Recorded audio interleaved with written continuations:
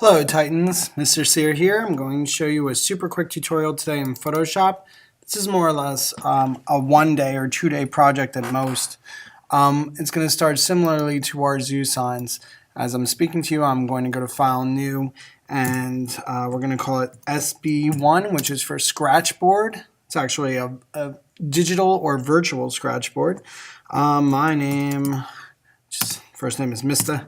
Second or last initial is C, and I'm going to be in grade 97 for this project.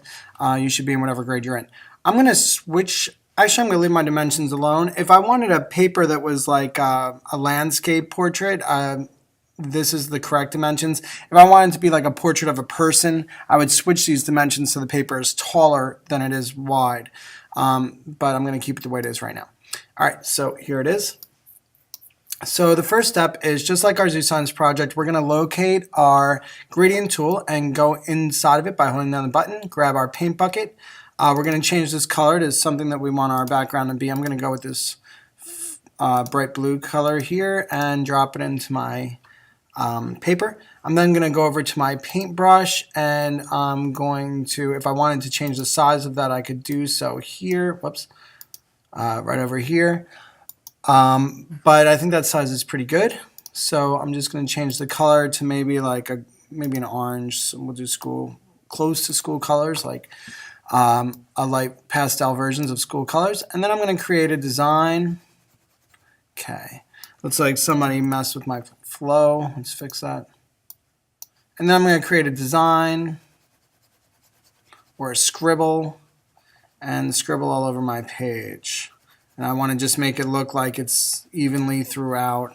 I'm not really otherwise trying to go for anything. All right. I might also add one more color to that. So we're going to swap these out for these. And I'm going to switch this so I can work with the white. And I'm going to Command Z that. I'm going to make big white polka dots everywhere because I think it'll be a little bit different and a little bit more fun. Just click and release to get all these polka dots situated. Have a couple going off my page because that way it'll look like the artwork is continuing off the page, and otherwise randomly throw some out there. All right, so once I'm done with my polka dotting, I'm going to go to my filters, and you should remember these hopefully. These have all kinds of fun things. One of my favorites is the distort area, so I'm going to first go to distort. I think I'm going to go to, I usually go to twirl. That's one of your favorites, I know. I'm going to go to zigzag this time, and I'm always going to play with the knobs inside here. It's looking pretty cool. There you go. I'm going to press OK. And then I'm also going to go to, always go for 3 to 5 textures. So I'm actually going to do one more, or 3 to 5 filters rather. All right, so we're starting with the white page again. This is just to show you another option if you didn't like the Zoo Signs option. Basically, we're going to make a new layer by clicking this button here. Then we're going to go to our gradient tool, which you might have to look for underneath your paint bucket, so hold the button down if you see the paint bucket. We're going to go up here and choose the first gradient, and we're going to just, I chose this one, it doesn't matter which one you choose as far as that. Click and drag and then release to create this effect, and then you can go to your layer styles and just click whichever one that you think you want as your background. So this is an option that's alternative to if you didn't really like the sloppy paint kind of thing that we do for Zoo Signs and using the filters. This is another option. So you might want to choose one of these styles to work on as the backing for your Scratchboard. All right, either way, you got to follow the next part to make your Scratchboard an actual Scratchboard. The next step is to create a new layer. This is the new layer icon. What that's doing, if you don't remember, is it's basically putting a new piece of paper on top of our old piece of paper, except our piece of paper is currently clear. I'm going to go over to here and switch these, or in any way make this black, the top one black. And I'm going to go over to my paint bucket and dump paint in the layer. So what happened is we currently have a layer of black paper over our background. Now this is where it becomes like a Scratchboard project. Basically, I could take my eraser tool and I could change the size right in my options area, just like always. And now I can draw on it, basically. And when I draw, it's erasing the black and revealing the picture that we have below it.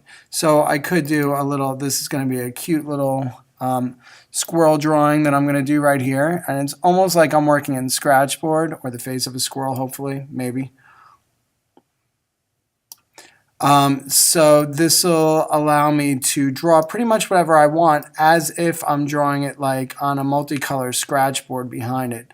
So I leave the black where I want the black to be, and I draw wherever I want. Now, really, like, this is like supposed to be kind of a fun project. It'll just last you like a day or two.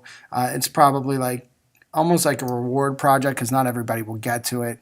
And you could pretty much do whatever you want. If you prefer to like write like a message to your friend on it, or just write your name. Those are all things that you could do with this project. So I'm trying to sign my name now. Now, of course, if you do a terrible job on your name, which I just did, you could Command Alt Z to step backwards in time and do it again. And if you make a mistake, instead of erasing, since that's what we're doing now, all you have to do to go over anything is go to your paintbrush, and you can make that as large as you want. And since we're already painting in black, your paintbrush will act like an eraser. Remember, we always have to work on this layer. We're no longer working on our background because we already made our background.